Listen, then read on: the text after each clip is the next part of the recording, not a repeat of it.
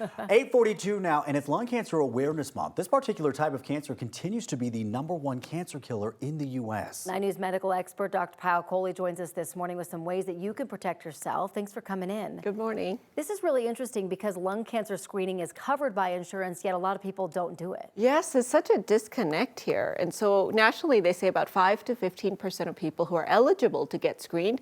And here in Colorado, it might be even lower.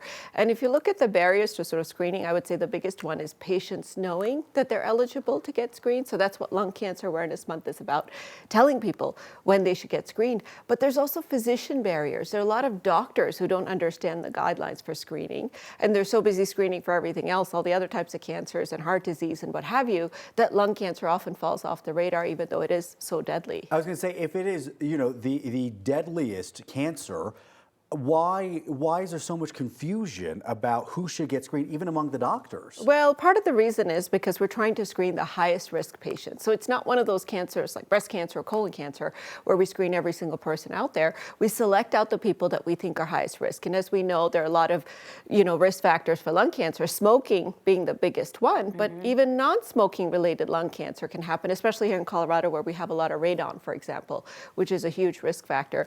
But the U.S. Preventive Services Task Force has really made a very specific criteria. People between the ages of 50 to 80 who are either current smokers or they've quit smoking within the past 15 years or who have a 20-pack year lifetime history. So to calculate your pack year history, it's how many packs a day you smoked multiplied by how many years. So 1 pack a day for 20 years is a 20-pack year. Now you can imagine that misses a lot of people that have non-smoking related lung cancer, but at least even getting those high-risk people, I think, is a big deal. Right. Why is screening so important to survival? Lung cancer is one of those sneaky cancers. It sneaks up on us because if you think about it, our lungs are huge, right? If there's a tumor growing in there, before it starts causing a cough or, having you cough up blood or causing chest pain or anything like that, it's got to get pretty big. So a lot of lung cancer is actually diagnosed very, very advanced, and we really have to change that. In fact, they're looking at this low-dose lung cancer CT, which is how we screen.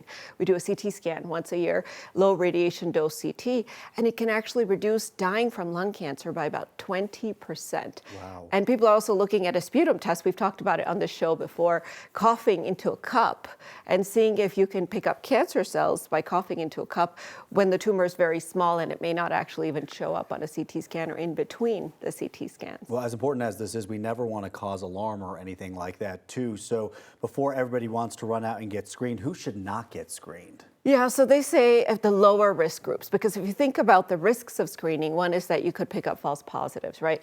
Sometimes we have a pulmonary infection and we'll end up with a nodule because our lung heals by scarring and making a little scar tissue and it looks like a cancer, and then you get more radiation. And so radiation is the other piece of it. Even though it's very low dose, you can imagine getting it every single year if you're very low risk can actually increase your risk. So if you're under the age of 50 or over the age of 80, you've never smoked, those are people that don't generally need screening. Now, if you have a family history of lung cancer, especially in more than one relative, I would suggest you still go and talk to your doctor because there are non-smoking related lung cancers that can be high risk. If you've had asbestos exposure, radon exposure, any other types of environmental exposures that put you at higher risk as well, then you could talk to your doctor even if you're kind of outside of that box. Why has lung cancer been stigmatized in a way? Yeah, the smoking piece really makes lung cancer one of those cancers that people are embarrassed of. And this has really been another barrier to people getting screened because they feel like people might judge them, or if they do end up having a diagnosis of lung cancer, people might, pass a judgment on the fact that they used to smoke or what have you. So I think this month is really about destigmatizing the cancer and destigmatizing the screening and making people aware, covered by insurance, no co-pays and no co-insurance and no deductibles if you're one of those eligible groups. Yeah. And if you have a question, just pick up the phone, call your insurance company, but don't not get screened. 100%. Especially living here in Colorado, we have a little bit of a target sign on us. We need to think about this very deadly cancer. Don't let a stigma keep you from prioritizing your health. All right, Dr. Kohli, thank you very much. And you can find all of Dr. Kohli's appearances at 9news.com/Dr. Kohli. Chris?